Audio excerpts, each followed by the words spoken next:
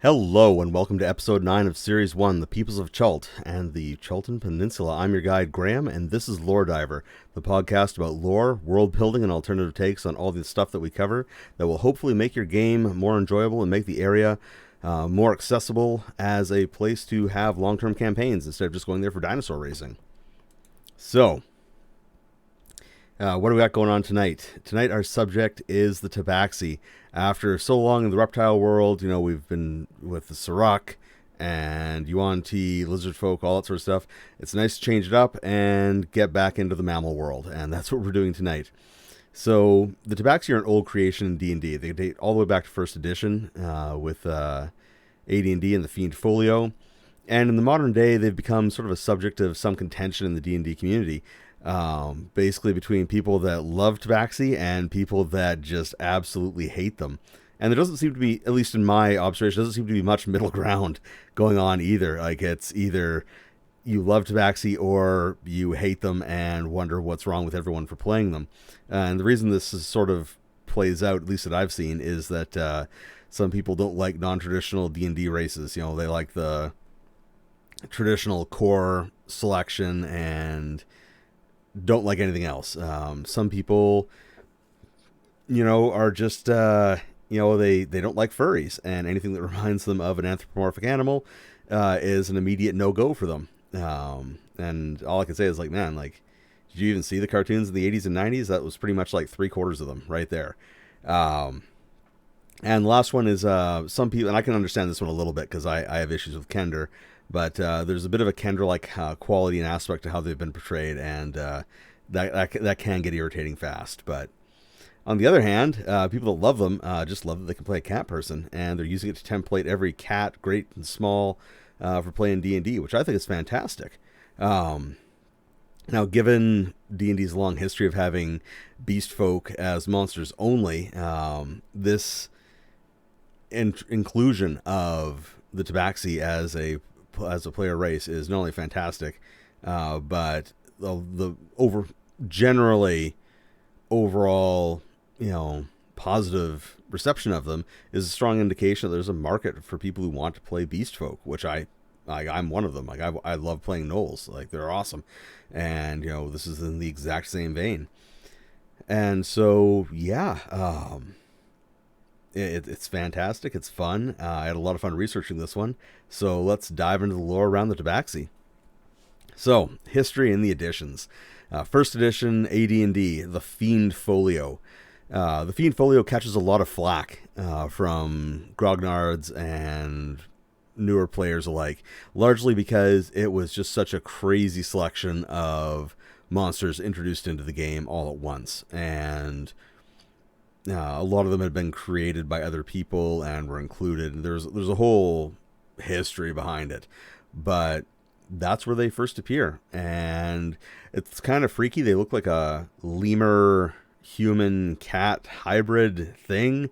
It's kind of freaky. If you want to look up that first edition art for the Tabaxi, it's art. And they're not really doing much else in this edition. Now, some of the sources that I found indicated that it was in the original, they were mentioned in the original Grey Box for Forgotten Realms campaign setting, but I was unable to find any indication they were there. I may have overlooked it. It's a giant set of documents, and, there's only so much PDF search can do if it hasn't been properly switched over. So I may have missed it. If I have, please let me know.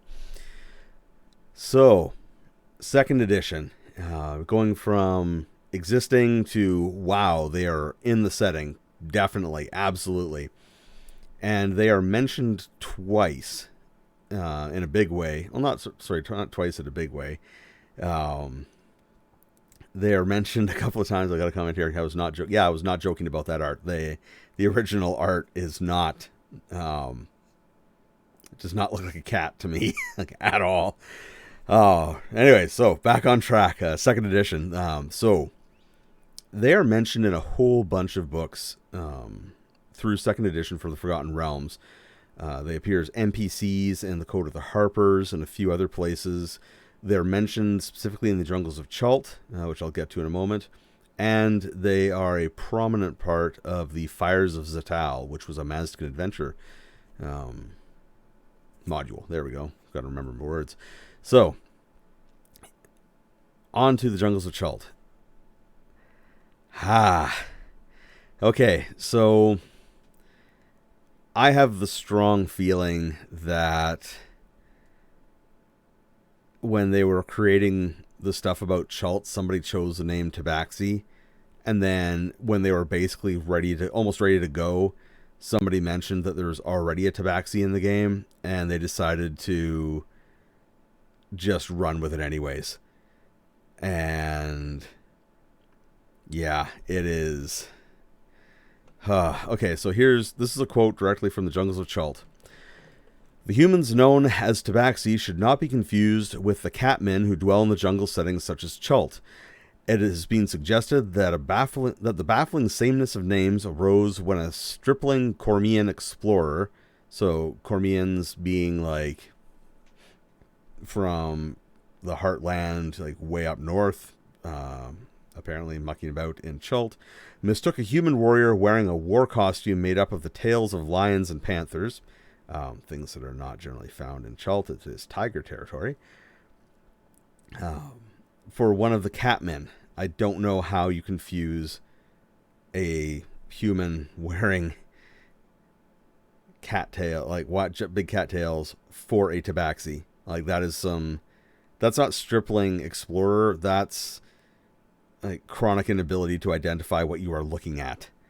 Upon learning from a guide that the mysterious figure was a Tabaxi, the explorer mistakenly concluded that such was the name for the legendary catman. Yeah. Comment here. Hashtag bad D&D anatomy. Yes, absolutely. That was the explanation offered in the Jungles of Chult, and also the only mention of the Tabaxi cat people in the Jungles of Chult. I cannot fathom like how you would see that and be like, oh, that totally looks like an anthropomorphic cat, not a human wearing a outfit made out of specific materials. The comment here, sounds like they couldn't afford to errata and reprint. Yeah, that's very probably true. So, that was the mention for Chult. So, they're there in 2nd edition. There's no details given on them, no cultures given for them, no stats or nothing. But they're there. And if you want stats, you have to go to one of the monster manuals. So, the Tabaxi and Mazdakan, on the other hand, they actually get a whole bunch of information presented about them. They are there. They're there as NPCs, not available as player characters, which kind of sucks. Their existence more or less flies in the face of like a lot of the stuff that they did in the first part of the Mazdakan series, where they're like, oh, there's no monsters. Oh, there's basically no demi-humans or intelligent non-humans around at all. Because it was basically just humans and some dwarves. That was it. And the dwarves were like out in the jungle, or not jungle, they were out in the desert and nobody knew about them. But anyways, so the Tabaxi are there. They get a deeper history. They're presented specifically as jaguar people. There's no other variants of them in that area. They all look like jaguars. And they are linked to the Mazdakan pantheon and the Jaguar Lords. And the Jaguar Lords are kind of a weird operation because they're just regular jaguars, or they look like regular jaguars, but they're intelligent, can speak several languages, and have magic, and are the antithesis of Coatls. And the thing to remember here is that the Mazdakan writing team, in addition to their love of the conquest of the Americas and trying to make that as nice and sanitized as humanly possible, apparently also loved the idea of jaguars and Coatls / like feathered dragons just hating each other and fighting each other all the time. And it's really weird. Like, it's a cool idea, but they go out of their way to make them evil, which I think kind of sucks, because the Tabaxi themselves aren't presented as being evil, but these things are supposed to be ruling over them. Then to add an extra loop of madness into the whole thing, it says that all Jaguar Lords are male, and they reproduce with Tabaxi females. And some sages believe they are some form of modified Tabaxi because of this. And that's just some weird stuff going on right there. I don't even know where to go with that. So I'm just going to move on. And I will wash my eyeballs out later from having to read all that nonsense. So the Tabaxi are described as living in clans, which is good. So we have some structure presented for them and their society. And they're implied to have had dealings with humans in the past. Apparently they were visiting various cities in small groups prior to the invasion of Am and the destruction of everything that everybody knew and loved and all that sort of stuff. So this ceases obviously for a while, and when they appear in the Fires of Zatal, it's been a while since anybody's seen them, and things go sideways immediately. If you ever, I'm not going to ruin the module if you ever play it, but the Tabaxi are more or less the good guys. Help them out, and yeah, like they play a major part in that adventure. And so the total information we draw from second edition is that they're present in both Mazda and Chult. They're definitely only Jaguar people there, and maybe Jaguars or something else in Chult. Presumably lions and panthers, because that guy thought a human wearing lion and panther tails was Tabaxi for some reason. I can't even explain that. Anyways, yeah, they're NPCs in other areas and in conventional Faerun, so up in the Heartlands and in the mainland area, so they're up there.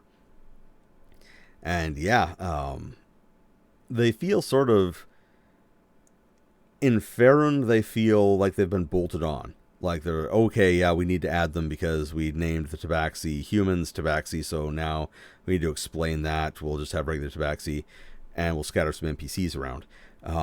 That's how it feels, at least. The ones in Mazda feel a lot more integrated into the setting, which I thought was pretty cool. Third edition, left out of battle. Like straight up, just not present. I went through all my usual suspects for researching things about the Forgotten Realms. I hit up, Peoples of the Realms, Player's Guide, campaign setting, all that sort of stuff. Could not find a mention of Tabaxi that wasn't the humans. I hit all 5 monster manuals. I hit the Fiend Folio for through 3 and 3.5. Nothing. All I can suspect is that if they did exist during that edition, that they were mentioned somewhere in an issue of Dragon, which wouldn't be entirely unusual. Like Dragon covered a huge amount of material during 3 and 3.5, and so that may have happened, but I couldn't find any indications there. So if you know about any official stats for them in that edition, please let me know, because I would like to see how they developed, and maybe do a little quick thread on Twitter as an addendum to this episode. So yeah, that was 3. Moving on to 4th edition.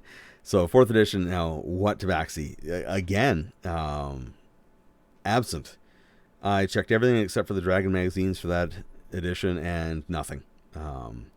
At this point, the Tabaxi cat people, as far as Forgotten Realms are concerned, appears to have just been like a phantom blip on the radar. Like they were there and then skipped completely for 2 editions, which is pretty unusual, especially given that they had been presented as NPCs that were an integrated part of the setting previously, which is really odd. On the other hand, though, 3rd edition also never went back to Mazda, which I feel was probably what people remembered them most for at that point. I don't think anybody was really thinking about them too hard from their other appearances. So, finally, 5th edition, the current edition. They are in the Tomb of Annihilation. They are in Volo's Guide to Monsters with full stat block and write-up. They also, in an interview, readdressed the Tabaxi versus Tabaxi issue, the naming nomenclature thing, and it is somehow even less satisfactory. Well, not somehow, it is profoundly less satisfactory than the original explanation. The original explanation was just some guy being an idiot and messing things up. The new explanation is that human Tabaxi named themselves after the cat people Tabaxi way back in Katashaka. Ha. So now they're in Katashaka as well, and apparently the Tabaxi humans named themselves after these cat people. And what I have to say to that, especially as they're presented in the game now, like within like the little snippets of lore in Volo's Guide to Monsters, it doesn't make any sense.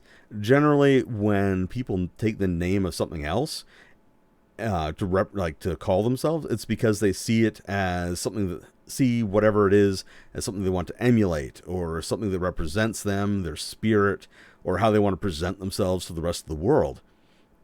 As described, the human Tabaxi and the cat people Tabaxi are extremely dissimilar. Like the human Tabaxi, like they're still recovering from losing their god and everything else like that, but they're industrious, they're active, they're doing things, they're out there, or at least, I like to think that they are. They weren't presented that way as much, but they're at least there. The Tabaxi, on the other hand, according to Volo's Guide, we only see a fraction of their population. And very specifically, the ones that the Cat Lord Cat Lord gifts with curiosity, and basically punts out of their extremely isolationist communities to go explore around and gather up stories, and then come back and disseminate the information they have so that everybody stays in the loop. So, basically they're like a really bad living search engine that gets sent out to look around and bring back answers to the question, what's happening more than 20 kilometers away from our borders? This is, and also they're presented, they're a little bit flighty, a little curious, borderline Kender sort of things. And a lot of this, you could argue, the Tabaxi named themselves after the isolation, the ones who stay behind. Like, well, that's great, but this is a matter of like show, don't tell. And they don't show, and they don't really tell very well either. And so it's, ugh. See here, question here. Cat Lord believes in inward perfection. It's entirely possible. Yeah, the Cat Lord themselves. So if you're not familiar with Cat Lords, I don't blame you. Cat Lords were a first edition thing that cropped up intermittently in second, and I haven't researched this out yet, but as far as I know, they sort of dropped off the face of the planet after that. And they were a weird mystical operation. They were the lords of all cats, so they're kind of a god, but also not a god. And I recall that like one appeared in I think it was a short story in a Forgotten Realms collection back during the second edition, like TSR days. And yes, like it was really weird that in the new edition they link cat lords with the Tabaxi, because cat lords have not been a thing forever, like at all. And bringing them back and then giving no details about them, that's not really on. Like I don't like that. At least give something, or give an update about the cat lords. And also it sort of like makes you wonder about all the other feline deities like Shares and so on that are kicking around the realms. What do they think about all this and the Tabaxi? You'd think they'd maybe want some of those cat people. But anyways, appearance and variations above and beyond the previous editions. Previous editions, there's if you're following in the discussion happening, you can click on that link and see what the first edition ones look like. It's not pleasant. Second edition's portrayals get a lot more varied. They appear in a few different books with a few different artists presenting them, and they look different every time, with some of them looking more humanish, others looking more werecat or were-jaguar-ish. So currently the presentations, there's a lot more going on. You've got like one that's sort of like a clouded leopard pattern on it from the TOA, and then you've got the minstrel, famous minstrel one that gets used everywhere. Also, there's more variation in their appearance, which I think is pretty cool. And they also definitely look more feline. Like there's no more sort of horrible thing that'll, as commented, something that will claw your eyes out. That's gone. Now it's definitely, a more familiar anthropomorphic, furry sort of design, which works extremely well. And the last thing I'll say is like they're described as being traveling minstrels putting on shows and then not taking money. And like you can pay me with a story or a song or a magic item. Like that's, please no. Like, can we stop with at some point with having groups of people in the game be like, oh hey, our entire race is as encountered by other people are traveling minstrels putting on shows, because that's just not fun or cool, or it's just so I'm past it. Anyways, moving on. The Tabaxi are in it for the exposure. Exactly. Yeah, that is a fantastic comment right there. Yeah, they're doing it for exposure, pretty much. So the history within the campaign setting, there's not much. Because they are so underdescribed, and because pretty much everything from Mazda was left out of a lot of the official histories and stuff like that, especially adventure modules like the Fires of Zatal, where they were heavily featured. They're not mentioned as having any historical dates or events happening with them. Same thing, most likely because they've never had any sort of kingdoms, nations, or even territories ascribed to them.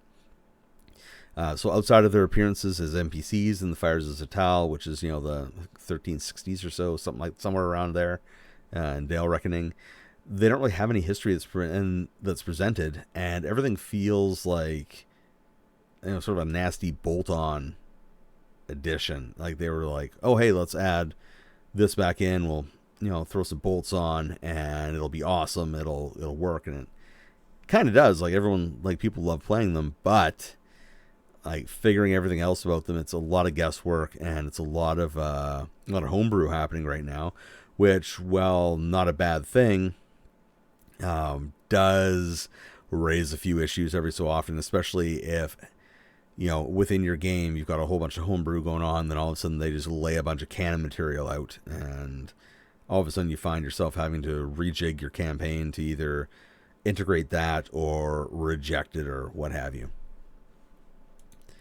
So what is their current state in the campaign setting? So the Tabaxi have had an odd relationship with Forgotten Realms. Purportedly there since at least first edition. Like I said, I couldn't find the indication of it, but sources say it was there. And then, being there all over the place as NPCs in second edition, dropped hard in third and fourth, and back in fifth. Yeah, like they've sort of been on this roller coaster of being a component of the realms, or at least being present in the realms. And they're not really linked to the world or its lore very well. And at least to me, there's sort of a touch too much like, haha, LOL cats. What do you do? They're so mysterious and enigmatic. There's a bit too much of that going on. Like that's great in game, not so great in world building. And like another aspect is a whole chunk of their culture's left undescribed, save that they're isolationist, which is, again, not something that functions particularly well in a fantasy world, where you don't have to wait for, other groups to develop super technology to fly all over the place to discover you, when they can just cast magic and like locate you like that. Like it's very difficult to be isolated on a magical world. So what do we know about them in their current state in the edition? They're on Faerun, they're in Chult, and that's good. That brings 5th edition back in line with 2nd in terms of their presence and what they're doing, where they are. They have full stat blocks, which is fantastic. They were featured heavily in several places so far, which is good. On the rough side, they're functionally, like I said, they're functionally bolted on. They're presented with a little bit of lore, but it's not a lot. And their ties to the campaign setting are weak and indecisive at best. Involve the Cat Lord, who basically been gone forever. And the whole thing's been poorly wrapped up as a mystery for the players and DMs to figure out, because cats are mysterious, and that's just like, really guys, like this is your best plan. You're going to resurrect a a group from that's been missing for 2 editions, and this is the steps forwards that you take with it. Oh, okay. That's all right. So my take on how it could be done, the fun part, how to sort of spice up the operation, have some fun with it, maybe add some variants to it. So the Tabaxi are old. They've been associated with the setting in a firm way since at least 2nd edition. So let's give them a bit of love and build on what was presented and maybe do a bit more. So first off, like right off the hop, is that I think that much like, humans and elves and a bunch of other stuff, I think there needs to be more sort of Tabaxi, a little bit, like maybe break them down along like small, medium, large cats that they're based around. And the reason for that is that Katashaka, Mazda, and Chult were all broken apart and sent their separate ways at the end of the Days of Thunder, dividing populations, such as the humans, the humans that had been where Katashaka and Chult once were. Part of them become Katashakans, the other part becomes the Lapals. So, yeah, let's run with that and do the same thing with the Tabaxi. I mean, why not have them in the same area? This acts as a sort of a semi-fix for some of the discrepancies between different groups of them in the descriptions. And, then they become a bit more like dwarves or elves now, where there's some variants of them. And so Mazda versions, they favor jaguars overwhelmingly. They've become entwined with the divine and human politics of the cultures of the area, effectively breaking their links to the Cat Lord, but replacing them with new connections to other beings. These Tabaxi have names that pattern after those used by the people of the Payet, which I think were... pardon me. I think the Payet were supposed to be the Mayans. I can't remember. They tend to be more aggressive than other Tabaxi because of the environment they've lived in, and their presence on Faerun is all but a 100% indicator that Mazda, or at least part of it, is back, which is cool. Not because what happened to Mazda is cool, but because I like having that landmass back. So, Katashakan versions now. These have more variants. There's lions, leopards, and say cheetahs, with a few shuttle shifts on things like ability scores and natural abilities, with standard Tabaxi being represented by ones that look sort of like servals or carousels. Or sorry, caracals. There we go. And, like, as far as those shifts could go, it could be little things, like, say, leopards have a speed of 40 instead of 30, and cheetahs have a speed of 50 instead of 30. So, you start to change up the battlescape a little bit with that. And that could also solve a little bit of the Tabaxi issue, because you could say that the human Tabaxis, if you do indeed want to continue to run with the idea they named themselves after that, so you comment, 100-foot dash? Exactly. Yes, I want to see that. That'd be awesome. 100-foot dash in combat? That'd be great. So the Katashakan people that would become known as the Tabaxi in Faerun name themselves maybe after the lion ones, who have a different culture. They're bigger, tougher. They're things that they would want to emulate in a land full of giant monsters. And say maybe they have their own pantheon, of which the Cat Lord is one of their deities. And finally, the Faerunian versions are based around, given that Faerun has been hammered into a rough Eurasian analog by additions to it by TSR, they would follow things like the Eurasian wildcats, lynx, snow leopards, clouded leopards, fisher cats, tigers, stuff like that. Same sort of, a few little changes here and there. Give them a bit of variance. And this pretty much covers, in broad strokes, the Eurasian patterning of that area. Of all the Tabaxi, these are the ones who are most connected to the Cat Lord, and they know of their kin from elsewhere, but the description in Volo's guides most strongly represents them and how they operate.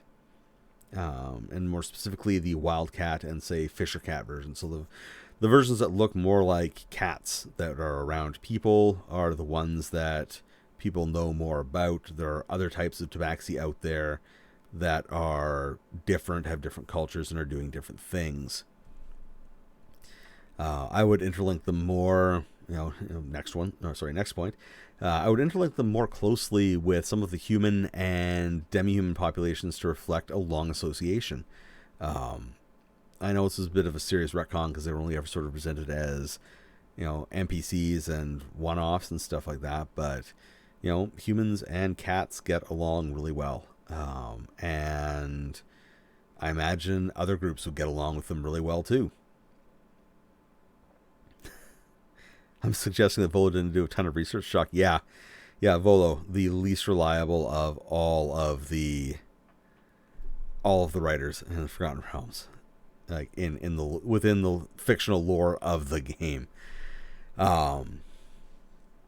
So yeah, hook them up, have them be parts of different populations.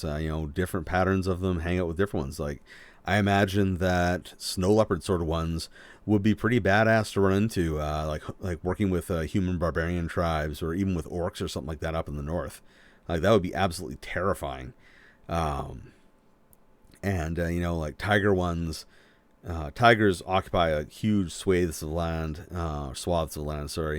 through Faerun and into Kara-Tur and Zakara and stuff like that. Have them there doing their thing, have their own culture.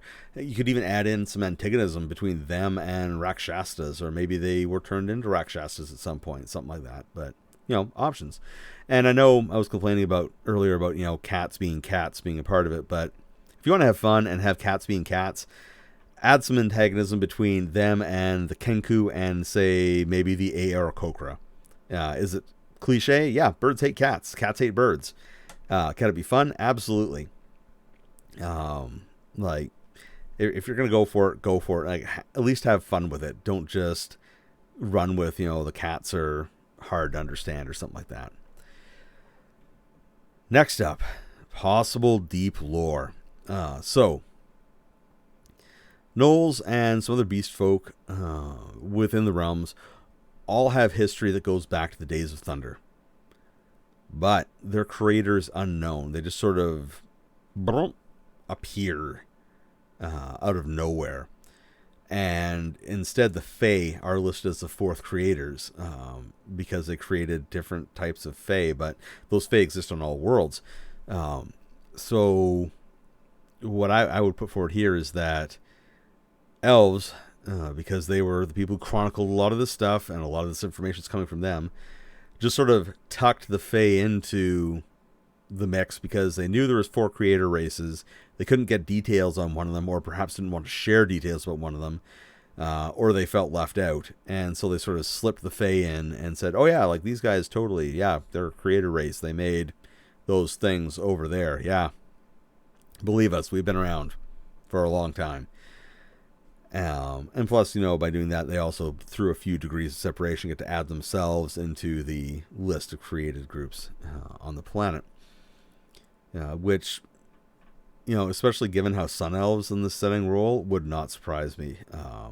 But in reality, say there was another creator, one who created the Tabaxi, Gnolls, and other beast folk races that haven't been explained by like dimensional travel and so on, like the Wemics. And possibly even made the first primitive humans. Like, there's no mammalian creator god or creator race, which seems to be something that's missing. And so, adding this in is fun, gives them a bit of that deep lore. And also, you could add in a meta plot for your campaign of, trying to find evidence of this lost creator race. And, what were they up to? What powers did they have? Are they all gone? Did they change into something else? What's going on? The next one is an ability I thought of that might be fun to give to Tabaxi to change them up, and that I called it Mage Friends. And so within this context, Tabaxi have the odd ability to become familiars, and more specifically, familiars who can store a limited number of spells. something that should be impossible at literally every level. Okay? Tabaxi legends speak of a bright lady who blessed them in the distant past. This would be Mistral, the original goddess of magic, because she did stuff like that. And each group's experience divides from there. In Mazda, this blessing led to the creation of the Jaguar Lords, which were heavily modified Tabaxi that would be less just regular Jaguars and more something different and less creepy than where they went with it. On Katashaka, a close alliance with the Proto-Ashoway people, some of whom left, some who remained. Also, they went arcane, and the Tabaxi there hung out with them. In Faerun, this has been a good and bad thing, seeing Tabaxi join with the Nar, Emaskar, Nethries, and others, while others have been, sort of like they've tried to enslave them to force them to be familiars. So this gives a little bit of integration into the setting. It gives kind of cool ability to them, and potentially extends your wizard's abilities if they can become good enough friends with the Tabaxi to let them become a familiar. In Chult, of course, the resurgent Ashoway are attracting many Tabaxi who are interested in their arcane magic and arcane doings. Next one is have some linguic drift. So, to help reduce issues around the Tabaxi and Tabaxi, have the humans be Chabaxi. Instead of have TCH in front of it. It's a minor shift. It does a lot to break down the problem, and adds a little bit of not authenticity, but like something slightly different to that particular group of Chultans, to sort of make them sound less like cats. Next one. So the Tabaxi circuit. One of the things I talk about in the Volo's guide, but doesn't I think get covered too well, is the fact that like all these Tabaxi are actually out on a circuit. Like they've left their lands for whatever reason. They're migrating around, gathering information, hitting different areas, and then headed home. And what I would see as them headed home wouldn't be direct, because their job is to spread information, and so amongst the Tabaxi about what's going on. So what I would see them is going out, doing a circuit through the outlands, like places that are not Tabaxi, and then hitting different Tabaxi strongholds and holdings on the way back to wherever isolated group they're from. Meaning that even Tabaxi in like the deepest savanna, highest mountains, steamiest jungles are seldom more than maybe 5 or 6 years behind on world events at most, which would be kind of fun. It gives a really interesting meta plot to follow. If you have a party that's all Tabaxi for some reason, like you could literally have them, especially if you're wanting to start like a medium or a high level campaign. This could be the entire campaign, was just them trying to get back and hitting all these locations and trying to make sure the information they've gathered gets out so that people know what's going on. Now, the big question here, of course, is how are the Tabaxi traveling between continents? Because this is completely unknown right now. They're not coming over on boats. Nobody's spotted any magic or anything of note that would be flashing them from one continent to the next. And so this would be the subject of serious investigation by sages in Faerun and pretty much any place where you have Tabaxi, because like, how are they getting here? What are they doing? Why are they doing it? And how are they getting here? Are they using portals? Do they have access to some sort of I don't know, like magic wormhole or something? I guess that would just be a portal. Anyways, but yeah, like how does it all work? How are they getting around? This is something people want to know. And the last thing I thought of, it was just another little ability to maybe toss away, or even like perhaps like a more Tabaxi specific subclass for barbarians or something else like that, was Warcat. And this came from some of my family is Scottish, and if you look at some of the Scottish family crests, there's a lot of cats on them with like their claws bared, and comments like "touch not this cat." And so that sort of got me thinking, especially around the Tabaxi. And like, there's very little in the world that is as frightening as a cat that's decided that it's going all in on a fight. Like, it is all claws, fangs, and violence. Um, I mean, like, you can watch videos of like on YouTube, like nature shows and stuff, of like leopards killing like crocodiles in the water. And you can see things, like mother cats like attacking much larger, much more dangerous animals without even like pausing to hesitate about it. And I saw that, I was like, you know what, that'd be cool if Tabaxi could do something like that. And so I figured this would be similar to Rage with Barbarians, or even like add to it if you had a barbarian class. Um, and it would work as long as the Tabaxi was used against natural weapons, so claws and fangs. And as I sort of imagined it, and I haven't tested any of this out at all, so this is completely just spitballing. But their natural weapons would all take a step up in damage dice, so D4 to D6, D6 to D8, all that sort of thing. And they gain a bonus bite attack after a successful claw hit. So if they've got multiple attacks and they're landing with those claws, they are biting after each one. Maybe give them some temporary damage resistance or something like that, like the ability to ignore hit point loss, drop their AC, all that sort of thing. But yeah, just make it so that it is the equivalent of an angry buzzsaw of fangs, claws, and fur flying at its target. And yeah, like make that a part of the Tabaxi. Give them that little bit of fearfulness. People are like, oh yeah, like that's Tabaxi. They're great. Just whatever you do, like don't start something with it. Let's see here. Got a comment here. My wife is with animal welfare. Feral cats are fierce. Yeah, bite and rake with hind claws is common. Yeah, I would see that as like a knockdown attack. Like it would, if you successfully manage to like knock an opponent prone, then they can begin to rake with their hind claws as well. Or something they could do against giant opponents.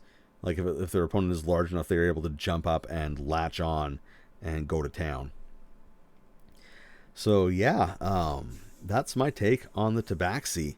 They are really cool. A lot of options, a lot of things that could be done with them. Their biggest problem, at least as presented in fifth, is that there's really just not enough information about their background and the things they talk about in their background in the material that's given, and that's just problematic from like a planning and world building context, because it's just hard to build from, especially if you're trying to run like a canon sort of game. And it could also be difficult for some new players who are perhaps looking for that guidance on things. I mean, right now there's probably a lot of people being asked like, what is a cat lord? And DMs are going like, that's a reasonable question. I've never heard of that. Pardon me while I go down to the library and get out the first and second edition books they still have floating around. It's not great. But there are options with them. They've got stuff going on. They were a big part of Mazda, even though they were only introduced later after everything else had gone down. They've been around, and yeah, I think that if they got a little bit of polish and a little bit of better use and background, that they're going to become an integral part of the campaign setting. And within the context of Chult, they are there, and I think they could be more. I think that in the context of Chult, that they should be probably not out in the jungle part as much, but in the mountains around it.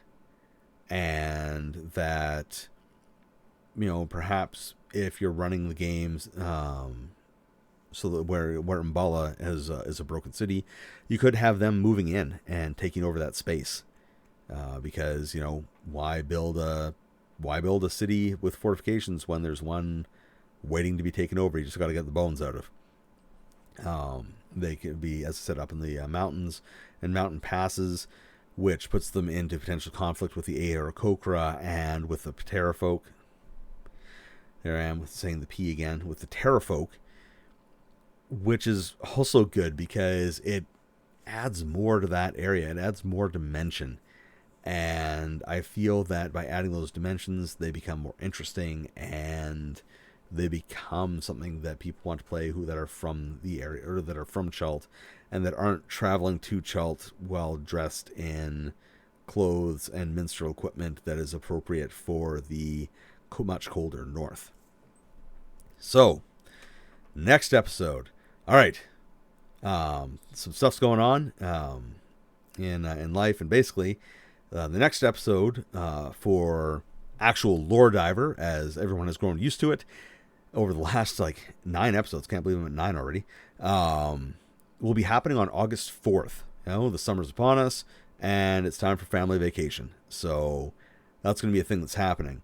However, while I will definitely be missing next Sunday, the following Sunday, which is August 27th, assuming I am not bone tired from driving for hours and hours and hours and hours and hours, I will be doing Ask Me Anything About the Forgotten Realms on the 27th. So same time, same place, prep your questions, and I will do my best to try to answer them.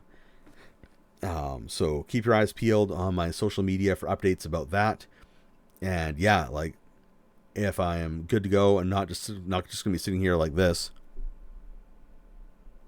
then yeah, we'll do an AMA and have some fun that night, and then roll right into the next episode. And the next episode is about the Aarakocra, everybody's favorite flight-capable bird people in the Forgotten Realms right now.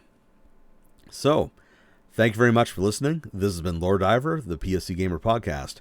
If you like what you heard, please like and subscribe. There's links to my blog below if you want to read more. And I'm on Twitter, Instagram, and Facebook as POCGamer. If you'd like to support this podcast, there's links to my coffee and my new Patreon below. And that's specifically for the YouTube. And pretty much everywhere throughout my social media. Please support me if you can. Music has been provided by purple-planet.com. Thanks for listening, and have a great day.